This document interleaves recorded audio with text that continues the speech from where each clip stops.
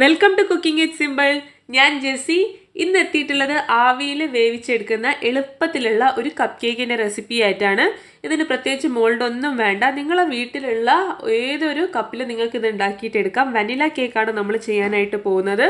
അതേപോലെ തന്നെ ഇതിന് ബീറ്ററോ ഓവണോ ഒന്നും വേണ്ട, ഈസി ആയിട്ടുള്ള റെസിപ്പിയാണ്.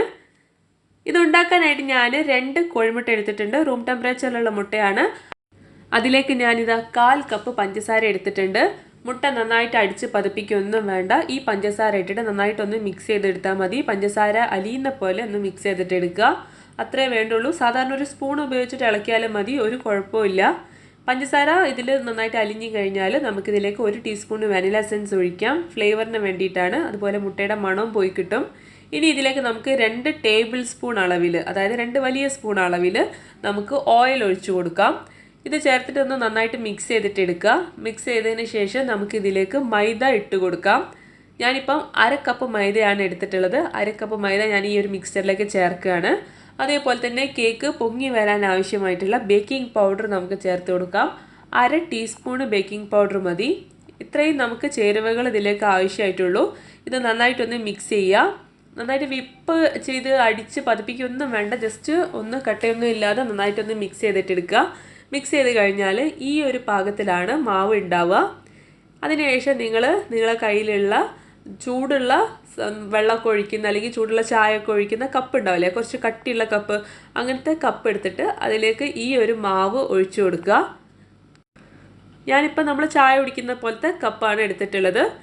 2 കപ്പിലേക്കാണ് ഇപ്പം ഞാൻ റെഡിയാക്കിയിട്ടുള്ള മാവ് എനിക്കുള്ളത്. കാരണം ഞാൻ എടുത്തിട്ടുള്ളത് കുറച്ച് വലിപ്പമുള്ള കപ്പാണ്. ചെറിയ കപ്പാണെങ്കിൽ 4-5 കപ്പിലേക്ക് ഉണ്ടാവും. കപ്പിൻ്റെ 1/4 ഭാഗത്തോളം ഇതുപോലെ നിറയ്ക്കുക. അതിനുശേഷം നമ്മൾ സാധാരണ ഇഡ്ഡലിയൊക്കെ വേവിച്ചെടുക്കുന്ന ആവിച്ചെമ്പില്ലേ, ആ ഒരു ആവിച്ചെമ്പിലേക്ക് നമുക്ക് ഈ ഒരു കപ്പ് ഇറക്കി വെക്കാം. സാധാരണ പോലെ തന്നെ ആവിച്ചെമ്പിൽ വെള്ളം ഒഴിച്ചിട്ടുണ്ട്. അതിനുശേഷം ഇതുപോലെ മൂടി വെച്ചിട്ട് നമുക്ക് ഇതിൻ്റെ മുകളിൽ നമ്മൾ റെഡിയാക്കിയിട്ടുള്ള കപ്പ് വെച്ച് കൊടുക്കാം. ഇനി നമുക്കിത് അടച്ച് വെച്ചിട്ട് ഒരു മീഡിയം ഫ്ലെയിമിലിട്ടിട്ട് 10 മുതൽ 15 മിനിറ്റ് വരെ ആവിയിൽ വേവിച്ചെടുക്കാം. 10 മിനിറ്റ് തന്നെ മതിയാവും. അപ്പം തന്നെ ഇത് വെന്ത് കിട്ടും. കാരണം പെട്ടെന്ന് കുക്കാവും. ചെറിയ ക്വാണ്ടിറ്റി അല്ലേ ഉള്ളൂ. വെന്ത് കഴിഞ്ഞപ്പോൾ നന്നായിട്ട് പൊങ്ങിയിട്ട് പുറത്തേക്ക് വന്നിട്ടുണ്ട്. ഇനി നമുക്കൊരു ടൂത്ത് പിക്ക് ഉപയോഗിച്ചിട്ടൊന്ന് കുത്തി നോക്കാം. ക്ലീൻ ആയിട്ട് വന്നു കഴിഞ്ഞാൽ ഇത് റെഡി ആയിന്നാണ്. അപ്പോൾ നമുക്കിത് പുറത്തേക്ക് എടുത്ത് വെച്ചിട്ട് ചൂട് തണിഞ്ഞു കഴിഞ്ഞാൽ കപ്പിൽ നിന്ന് പുറത്തെടുക്കാം. നിങ്ങൾ ഏത് കപ്പിലാണോ ഉണ്ടാക്കുന്നത് ആ ഒരു കപ്പിൻ്റെ ഷേപ്പാണ് ഈ ഒരു കപ്പ് കേക്കിന് ഉണ്ടാവുക. ഞാനിപ്പം ഈ ഒരു കപ്പിൽ ചെയ്തതിനെ കൊണ്ട് ഈ ഒരു ഷേപ്പിലാണ് കപ്പ് കേക്ക് ഉള്ളത്. ഇനി നിങ്ങൾക്ക് വേറെ ഏതെങ്കിലും കപ്പിലാണ് ചെയ്യേണ്ടതെങ്കിൽ അത് ചെയ്ത് കഴിഞ്ഞാൽ ആ ഒരു ഷേപ്പിൽ കിട്ടും. നല്ല സോഫ്റ്റ് സ്പോഞ്ചി ആയിട്ടുള്ള കേക്കാണ്. അപ്പോൾ എല്ലാവരും ട്രൈ നോക്കിയിട്ട് അഭിപ്രായം പറയുക. തീർച്ചയായിട്ടും ചാനൽ സബ്സ്ക്രൈബ് ചെയ്യുക. പുതിയ വീഡിയോ ആയിട്ട് കാണാം. Thank you for watching.